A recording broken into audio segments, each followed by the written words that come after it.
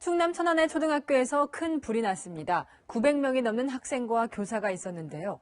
다행히 침착하게 대응해 모두 무사히 대피했습니다. 김태영 기자입니다. 시뻘건 불기둥이 건물을 집어삼켰습니다. 오전 9시 30분, 초등학교 증축 공사 현장에서 난 불은 순식간에 건물 전체로 번졌습니다. 불이 났을 때 이 학교에는 학생과 선생님 900여 명이 수업 중이었습니다. 1분 1초가 아쉬운 다급한 상황.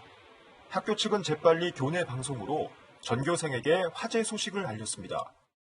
헷갈릴 것 같아요, 아이들이. 그래서 지금은 실제 상황입니다. 이렇게 말씀을 드렸고요. 학생들도 침착했습니다. 평소 받은 모의 훈련 때처럼 교사들을 따라 학교 뒤에 있는 아파트로 안전하게 피신했습니다. 평소에 이제 훈련을 좀 잘 하다 보니까 애들이 이제 따로 어디로 어떻게 이동을 해라 교육을 안 해도 이제 저 따라서 잘 이동했습니다. 이 학교는 연간 최소 5번 이상 화재 대피 모의 훈련을 해오고 있습니다. 거동이 불편한 지체장애 학생도 사회복무요원에게 안겨 무사히 내려왔습니다. 이제 화재가 나면은 엘리베이터를 사용할 수 없으니까 그 학생을 이제 안고 대피를 했습니다. 화재 소식에 놀라 학교로 달려온 학부모들은 아이들이 모두 무사히 대피했다는 소식에 가슴을 쓸어내렸습니다. 선생님들조차도 아이들 대피시키시느라 잠바도 못 입으시고 아이들도 다 신발이 아니라 다 실내화를 신고 대피했더라고요. 학교 측은 학생 안전을 위해 오는 9일 예정됐던 겨울방학을 내일로 앞당기기로 했고 충남교육청은 불이 난 건물에 대해 긴급 안전진단을 벌이기로 했습니다. 채널A 뉴스 김태웅입니다.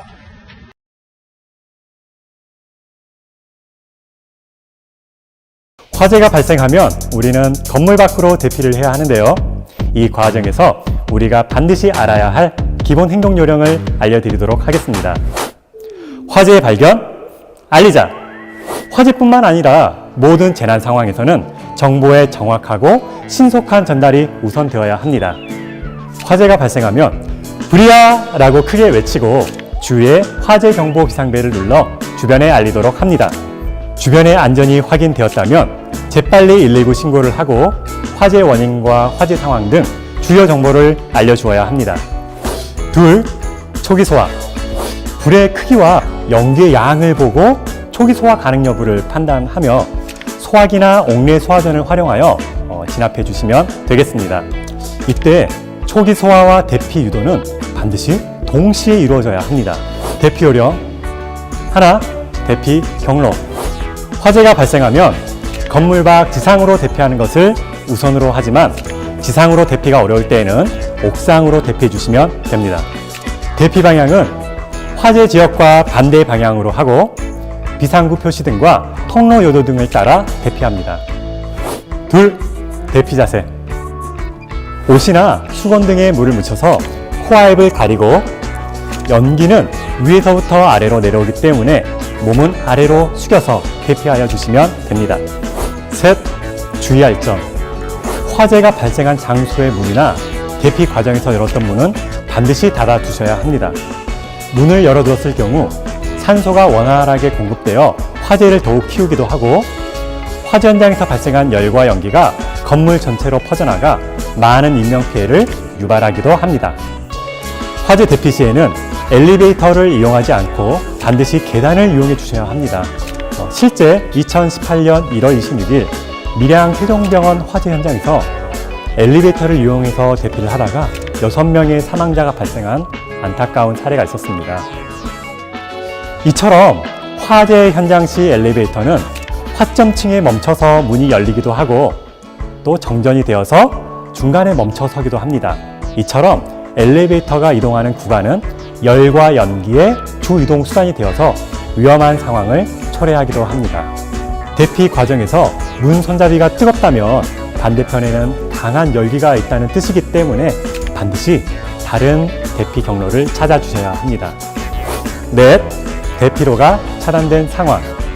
대피로가 차단된 상황에서는 넓은 창문이 있는 곳으로 가서 구조 요청을 하여 주시고 물에 젖은 수건 등을 이용해서 문틈을 막아 연기의 침입을 방지해 주셔야 합니다. 왕강기나 피난 사다리와 같은 피난 기구가 있다면 이를 이용하여 주시고 아파트의 경우 베란다 벽면에 경량형 칸막이가 있다면 발로 힘껏 차서 옆집으로 대피하여 주시면 됩니다. 마지막으로 꼭 전해드리고 싶은 내용은 실내에서는 희미한 연기에도 긴급하게 반응하라입니다. 지금 보시는 사진은 192명의 사망자가 발생된 2003년 대구 지하철 화재 참사 당시의 모습입니다. 사진을 보시면 열차 내의 연기가 천천히 희미하게 퍼지기 시작했지만 승객은 그대로 앉아서 코와 입만 막고 있습니다. 연기가 천천히 퍼지는 모습을 보고 아직 여유가 있다고 착각을 한 거죠. 하지만 실내 화재에서 발생한 연기는 순식간에 내 시야를 가려버리고 나를 패닉 상태에 빠뜨릴 수 있다는 것 꼭 명심하시기 바랍니다.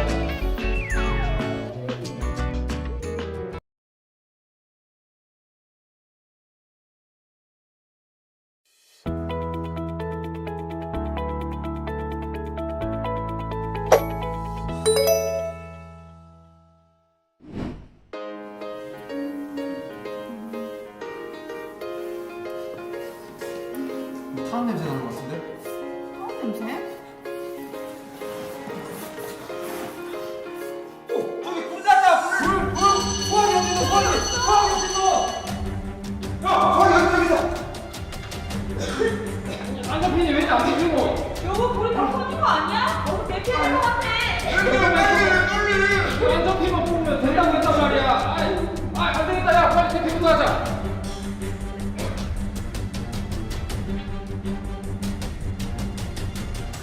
반갑습니다. 울산소방본부 김정무 교관입니다.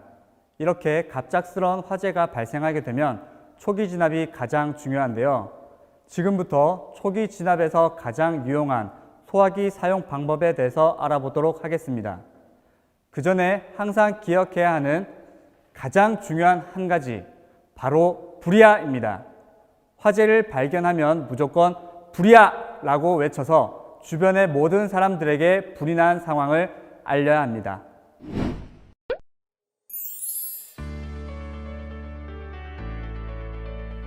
소화기는 내부의 소화 약재에 따라 분말 소화기, 이산화탄소 소화기, 할온 소화기, K급 소화기 등이 있으며 화재 종류에 따라 적용되는 소화기가 다릅니다.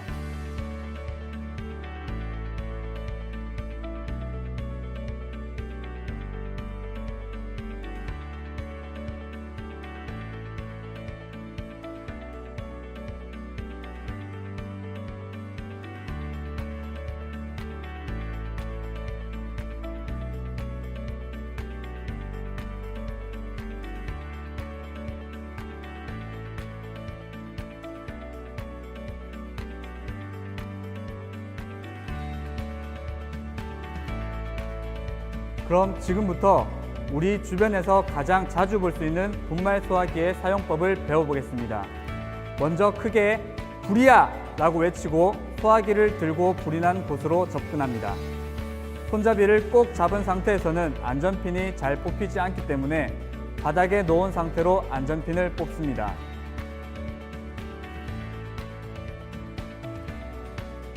그리고 노즐의 팁 부분을 잡고 불이 난 곳의 아래를 정확히 조준하여 손잡이를 움켜쥐면 됩니다. 이때 소화기 사용자는 실외에서는 바람을 등지고 실내에서는 문을 등지고 골고루 분사해야 합니다.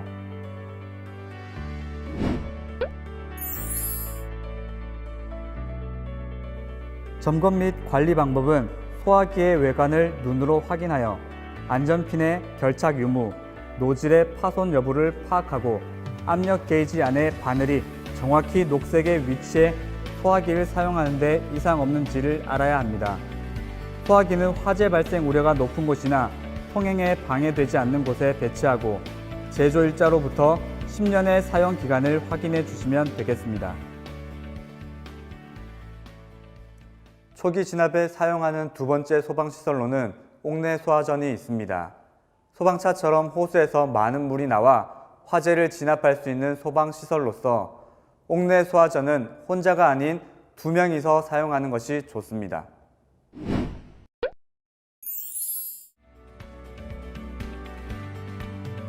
화재를 발견하면 가장 먼저 불이야를 외치고 소화전 함에 있는 비상벨을 누릅니다.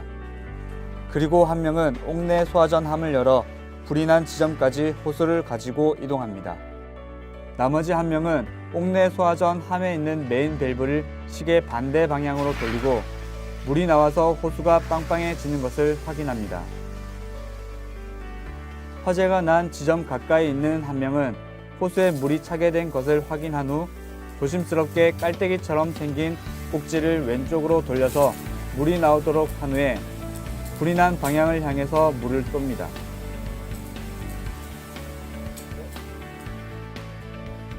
초기 화재 시 소화기 한 대는 소방차 한 대와 맞먹는 화재 진압 능력이 있습니다. 올바른 소화기 사용법과 관리 요령을 익혀 화재 발생 시 즉시 사용할 수 있도록 해야겠습니다. 이상 울산안전체험관의 김정무 교관이었습니다.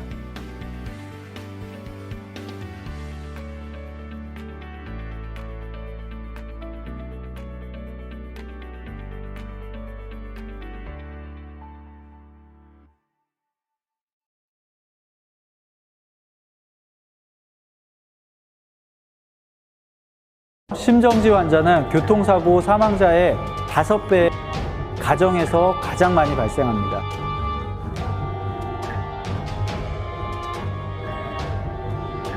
구급대원이 현장에 도착하기까지는 평균적으로 6분이 소요됩니다. 그 사이에 4분이 지나면 심정지 환자의 뇌가 사망하기 때문에 심폐소생술을 배운다는 건 내 가족을 살리는 길입니다.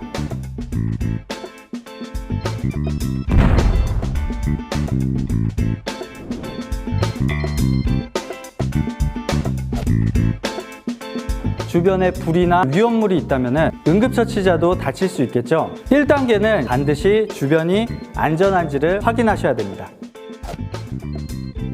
환자의 의식을 확인할 때는 뺨을 때리거나 몸을 흔드는 등의 행동을 절대로 해서는 안 됩니다. 환자가 쓰러질 때 목뼈나 허리에 상처가 있다면 흔드는 순간 더 큰 손상을 만들 수 있기 때문입니다. 그럼 어디를 확인해야 될까요? 우리 몸 중에 가장 단단한 뼈 중 하나인 이 어깨뼈를 위에서 아래로 두들겨 주시는 것이 좋겠습니다. 만약 앞에서 두들기게 되면 장기 손상이 있는 환자의 경우에는 부상 부위를 더 크게 만들 수 있습니다. 심폐소생술은 의식과 호흡이 없는 환자에게 하는 응급처치이기 때문에 당황해서 확인도 안 하고 심폐소생술부터 하게 됐다가는 더 다치게 할 수 있으니 명심하셔야 됩니다. 반응이 없다면 심정지를 의심하고 119에 신속히 신고를 해야 되는데요. 혼자 계시다면 스피커폰이나 영상통화로 신고를 해주시고, 만약 주변에 사람이 있다면 거기 빨간 옷 입으신 남자분 119에 심정지 환자가 있다고 신고해주세요. 한 사람을 정확하게 지목하시는 것이 중요합니다. 호흡하기는 환자의 얼굴과 가슴을 보면서 10초 이내로 살펴주셔야 합니다. 호흡이 없거나 비정상적이라면 심정지로 판단하셔도 됩니다. 여기서 비정상적인 호흡이라는 것은 어깨가 들썩이고 목이 당겨지면서 이러한 호흡은 반사호흡이라고 해서 사망 직전의 호흡이기 때문에 주저없이 심폐소생술을 해주시는 것이 중요합니다. 의식 확인과 119 신고, 호흡 확인은 동시다발적으로 신속히 해주셔야 되는데요. 단 4분이 지나면 뇌세포가 죽게 되고, 죽은 뇌세포는 아무리 치료하여도 회복되지 않기 때문입니다.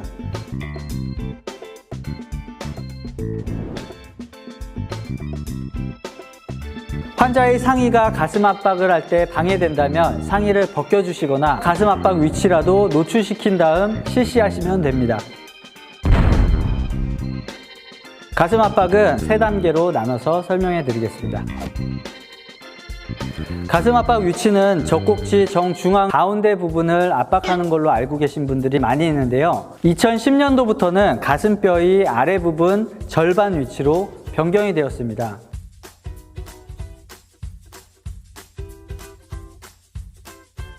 젖꼭지 부분이 사람마다 다 다르기 때문인데요. 만약 위치를 찾기가 어려우시다면 명치에서 2마디 정도 위쪽으로 올라온 곳을 잡으시면 됩니다. 정확한 압박 위치는 심장을 제대로 압박하고 주변의 뼈들의 골절을 최소화하기 때문에 중요합니다. 손은 오른손이든 왼손이든 편한 부분에 손꿈치 부분을 압박점에 댄 다음 다른 손으로 깍지를 껴고 손가락이 갈비뼈에 닿지 않도록 당겨서 눌러주시면 됩니다.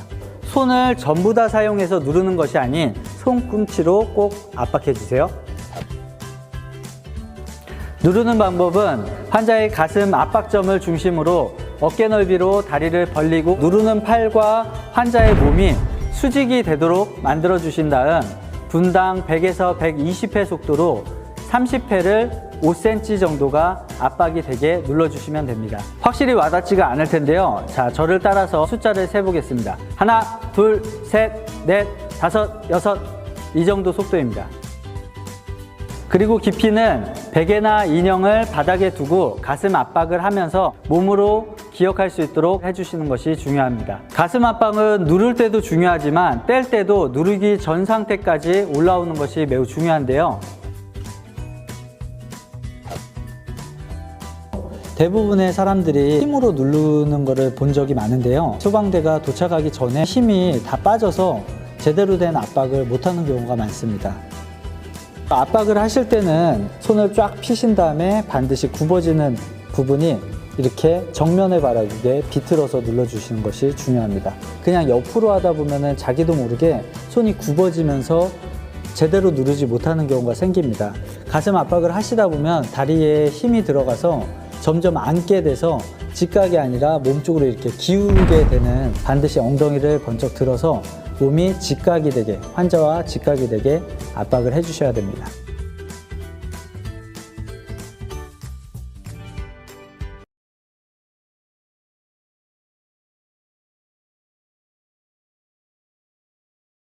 자동 심장 충격기를 사용하게 되면 심폐소생술은 하지 않아도 된다고 생각하시는 분들이 많으신데요. 절대 아닙니다.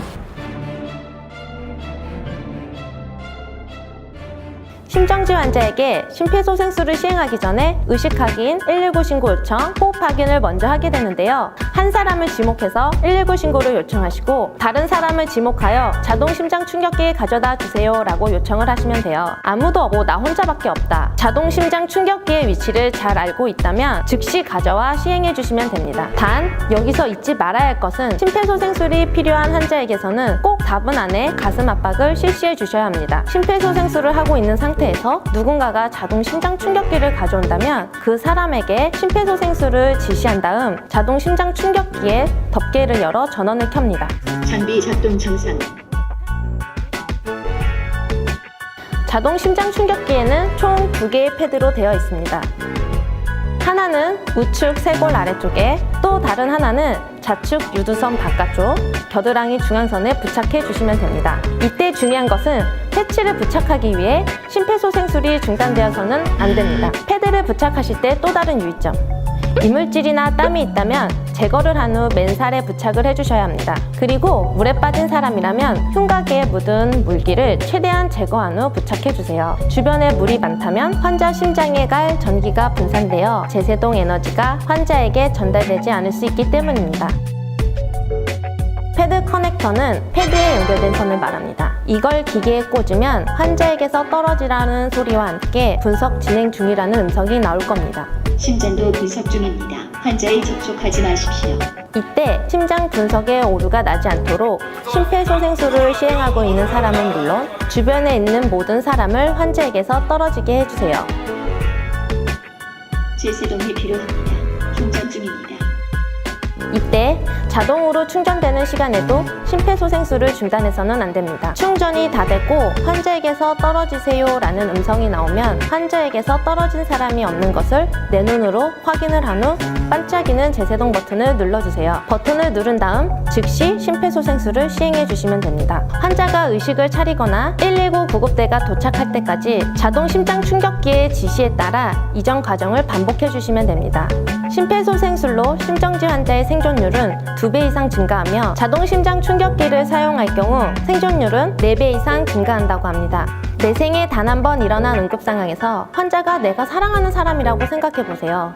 2-3달에 한 번씩 심폐소생술과 자동 심장 충격기 교육 영상을 챙겨보는 습관을 가지시길 당부 부탁드립니다. 우리 소방관들은 시민들의 안전을 위해 24시간 항시 출동 대기 중입니다.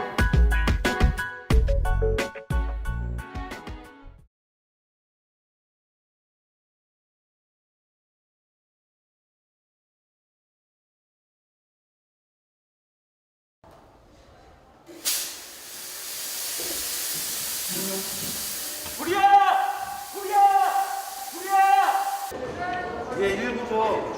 여기 위치가 천안시 공방구 충청도 1687 관세북경관리연수원입니다. 지금 저희 공사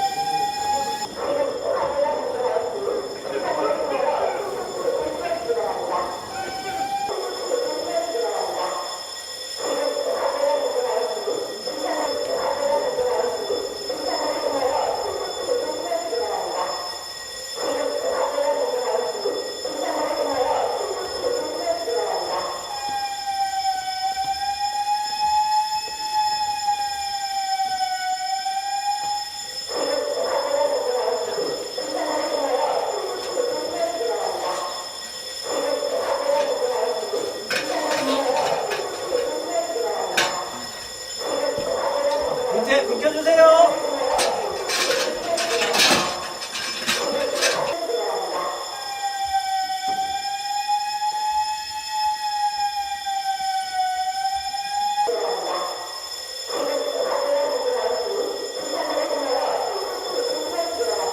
자, 이쪽으로 대피하십시오.